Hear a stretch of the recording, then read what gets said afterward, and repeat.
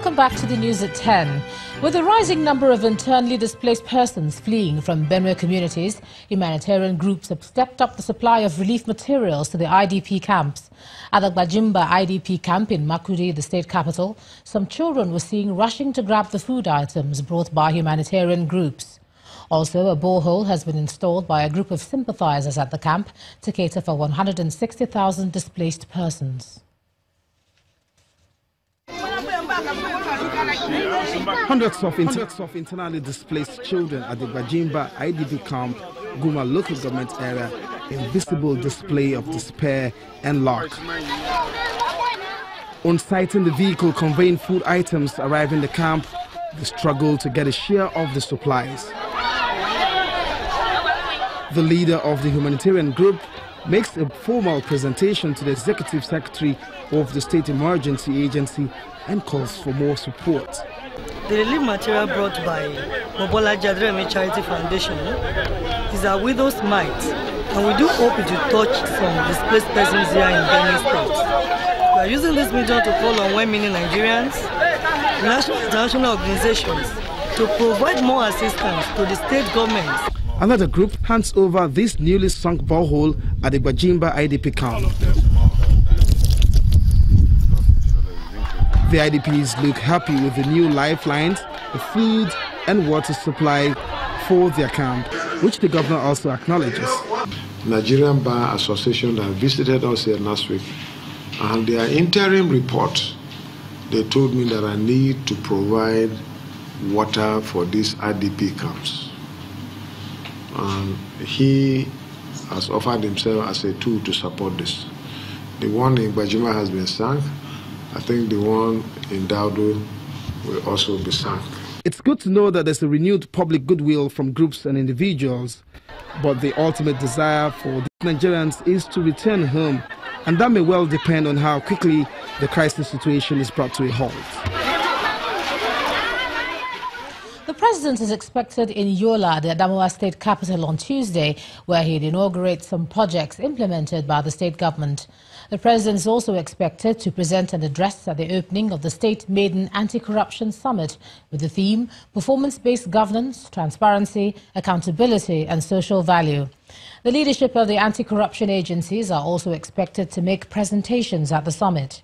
Meanwhile, the State Police Command has announced restriction of movement by motorists on some streets during the president's visit to allow for free flow of traffic. Let's take a look at some politics now. The People's Democratic Party has resolved to forge a united front to clinch power at the centre in 2019. This was the position taken by South-South governors and the National Party leaders at the party's Zonal Executive Committee meeting in Port Harcourt, the River State capital. Our correspondent Emmanuel Ere reports. Former governors, leaders of the People's Democratic Party and other dignitaries coming together for a photo shoot, perhaps sending the message that all ranks must be closed, especially in the run-up to the 2019 elections. Next, they proceed to the hall where a crucial South-South Zonal Executive Committee meeting is holding, the first since the party's national convention that produced the new national chairman and members of the National Working Committee. Come 2019. The host governor sets the tone for the day's deliberations. Well, PDP can only win an election if all of four from the South-South were together.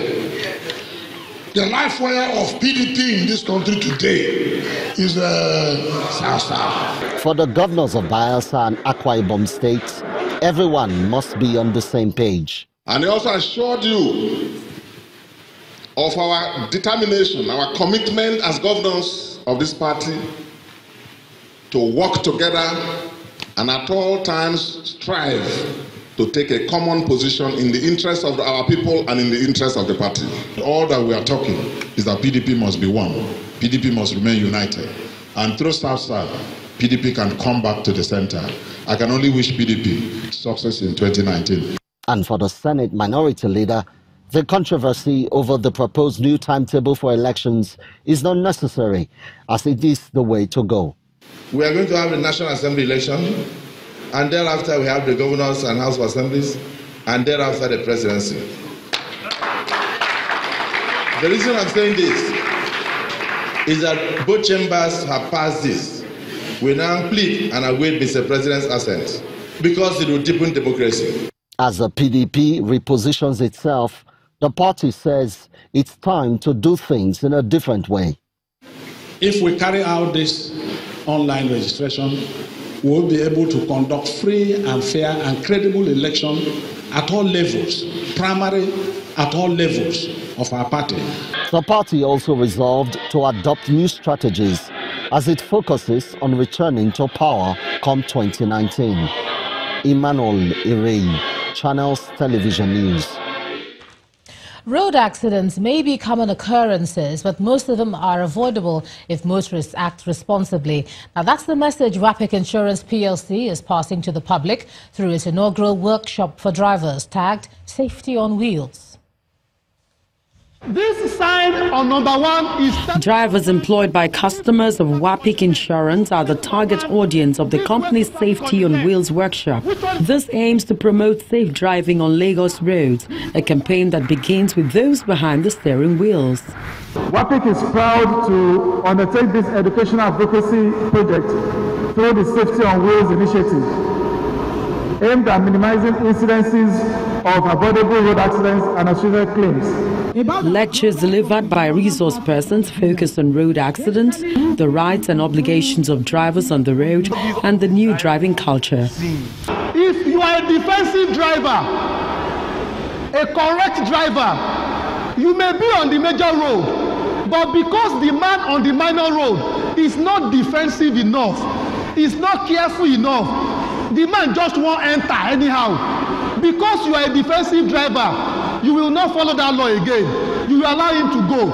Now, number 1 is supposed to wait for number 2 to go. Number 3 is coming into a minor road, and this one is going straight. So the order here is 2-3-1. WAPIC is rolling out the Road Sense campaign to create a reverberating effect on road safety within the public domain. It's anybody who is on social media who joins us at My WAPIC on Instagram, Facebook, or Twitter. And it's going to be questions on road safety. We've already had one actually where there was a question on what do the white lines on the road mean? And people answered, and they have the opportunity to win things. It's not just about collecting premium from our people. We feel that there are a lot of people that are dying due to carelessness on our roads. And it's not because they don't know how to drive, but nobody has actually told them things they are doing wrongly. And one of the ways WAPIC has thought about it is let's give back to society by training the drivers of our customers, telling them things they do wrongly while they are on the streets, while they are on the road, and also tell them that although our roads may be bad, it's actually the bad drivers that actually cause the accident that we have on the road. WAPIC Safety on Wheels workshop has added benefits for as many drivers as possible. They undergo eye and blood tests. The company promises to take this campaign nationwide. From the business of safety to the business news for the day, here's Melinda Akinlami. You first. First Bank.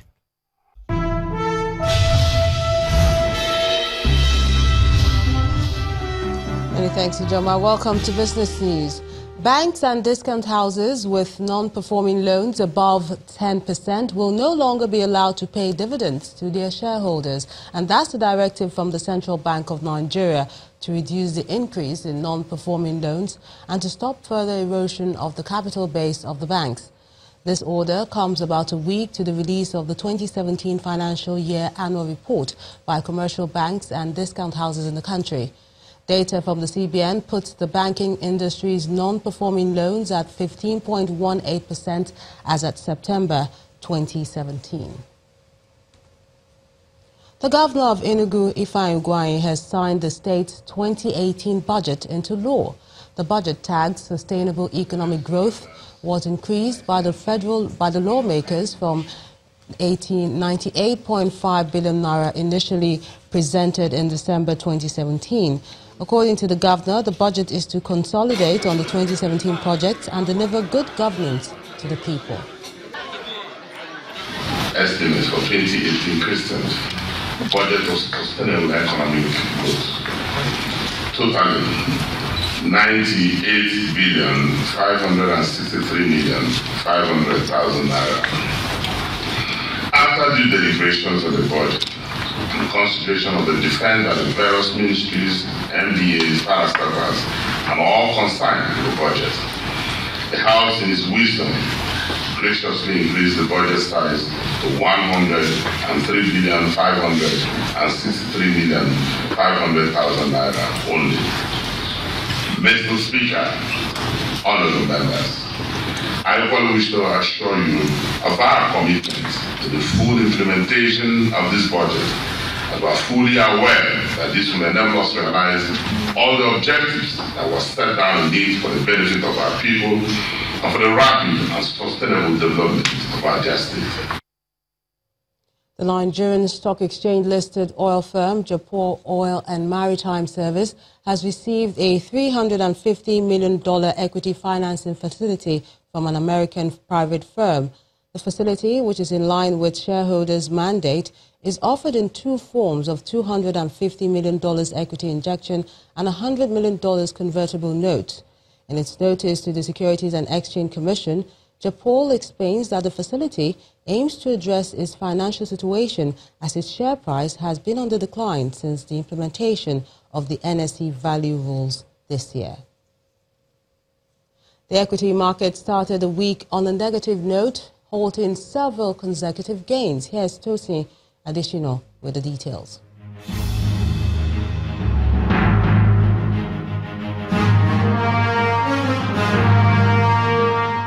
Thank you for joining us on the Stock Market Report today. The week started sluggishly at the equities market. There was a lot of sell pressure as the all share index closed southwards, down by 1.53%. The consumer goods and the industrial goods sectors felt a hit most as the losses recorded by Nestle and Dangote Cement took a heavy toll on those sectors. The new central bank directive barring banks with huge bad loans from paying dividend also affected sentiment today. However, some of the big banks made a turnaround, and that helped the banking sector to soft land up by 0.01%. For traders, Monday's loss is too heavy for a weak start, and hope that investors will be better informed about the CBN directive tomorrow, and hopefully the market will reverse this trend. And that's the Stock Market Report for today. I am Tosin Additional.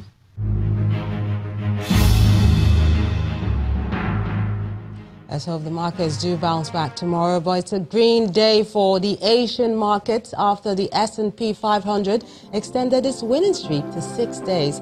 These are some of the numbers.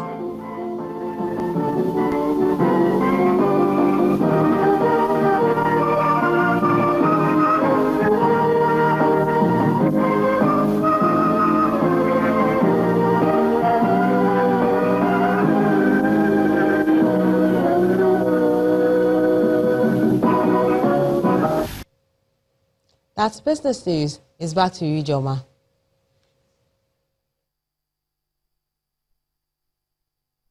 You first. First Bank. Thanks, Melinda. Still ahead on the news at 10, Nigeria Super Falcons maintained their 100% record at the Women's Waffle Cup in Cote d'Ivoire after beating Togo in the last group game. That's on sports. Please stay with us.